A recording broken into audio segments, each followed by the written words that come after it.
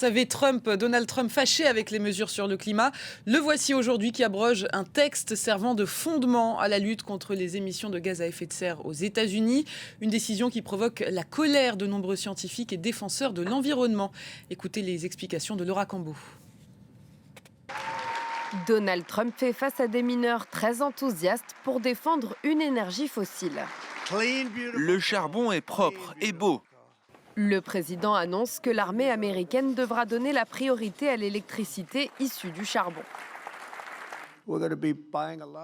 Nous allons désormais acheter beaucoup de charbon par l'intermédiaire de l'armée, ce qui sera moins coûteux et beaucoup plus efficace que ce que nous utilisons depuis de nombreuses années. Depuis son retour au pouvoir, le républicain tente de relancer cette industrie par tous les moyens, en stimulant l'extraction ou en obligeant à maintenir ouvertes des centrales qui devaient fermer. En avril, Donald Trump avait déjà annoncé détricoter certaines normes. Nous allons supprimer les restrictions environnementales de l'ère Biden. Ce sont ces restrictions qui ont rendu impossible toute action liée à l'énergie, même au-delà du charbon.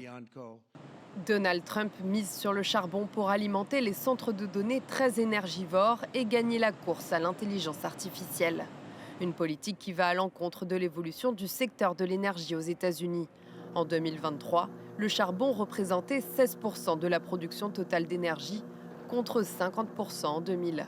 Cette énergie très polluante était remplacée peu à peu par les énergies renouvelables. Face au président américain, le GIEC alerte.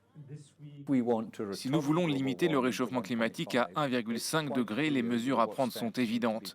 Nous devons réduire très significativement les émissions liées à l'occupation des sols et à l'énergie. Les États-Unis sont particulièrement dans le viseur. Ils sont le deuxième plus gros émetteur de gaz à effet de serre derrière la Chine. On va plus loin avec Mathieu Mabin, notre correspondant à Washington. Bonjour Mathieu. Est-ce qu'en abrogeant cette conclusion de mise en danger adoptée sous Barack Obama, Donald Trump signe un tournant juridique majeur pour la politique climatique américaine ?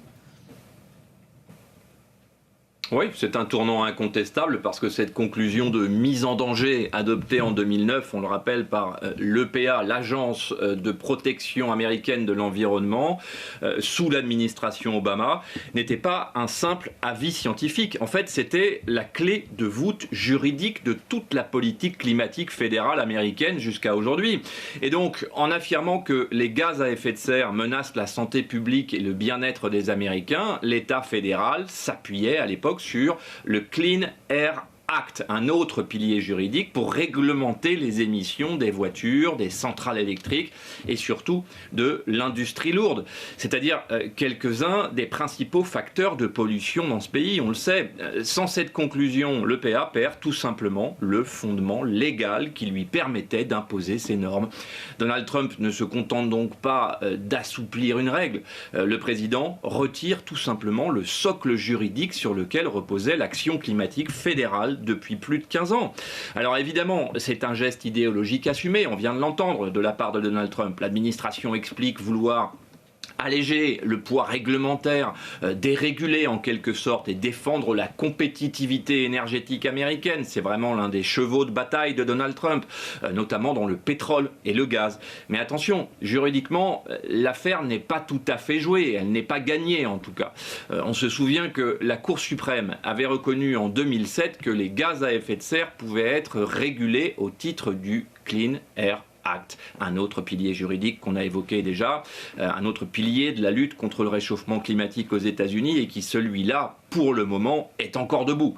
La bataille va donc se déplacer devant les tribunaux, on l'a compris, une fois de plus, et on entre donc dans une phase de confrontation juridique absolument majeure avec une opposition démocrate et des militants pour la défense de l'environnement américain qui ne voient pas dans l'offensive de Donald Trump qu'un simple effet de manche de la part du président, mais bien un bouleversement structurel, j'insiste, du cadre légal climatique américain. Mathieu, est-ce que cette décision, elle neutralise l'action climatique fédérale ou est-ce que les États et la justice peuvent encore freiner l'offensive ? Alors, c'est toute la question, vous l'avez compris, et on a effleuré le sujet à l'instant, mais j'ai envie de répondre non. L'action climatique américaine ne disparaît pas du jour au lendemain néanmoins.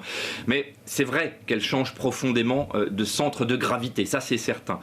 Pourquoi les défenseurs de l'environnement ne sont pas concrètement sans défense? D'abord parce que l'Amérique est une république fédérale, il ne faut jamais l'oublier. Les États ont donc une liberté de manœuvre certaine sur ces sujets, avec une forte disparité entre États bleus et États rouges, vous l'aurez deviné. La Californie, New York et le Massachusetts, pour ne citer qu'eux, ont déjà annoncé qu'ils maintiendraient leurs propres standards d'émissions de gaz à effet de serre. Certains États disposent même de pouvoirs réglementaires autonomes, notamment dans l'automobile. C'est le cas du Michigan, par exemple. Ensuite, les tribunaux. On est au pays des avocats, il ne faut pas l'oublier. Des recours sont donc quasi certains. Et puis, n'oublions pas qu'ici, les ONG environnementales constituent de puissants lobbies, de puissants leviers très financés. Plusieurs États démocrates et même certaines entreprises ont intérêt à contester donc l'abrogation. La question centrale sera en fait de savoir si l'EPA, encore une fois, peut revenir sur une conclusion scientifique aussi essentielle et surtout globalement désormais sans justification solide, parce que l'initiative de Donald Trump apparaît quand même un peu comme le fait du prince pour le moment. Et puis il y a la Cour suprême, elle est aujourd'hui conservatrice, on le sait, globalement conservatrice, mais elle reste quand même attachée à la cohérence juridique. Elle l'a prouvé à plusieurs reprises.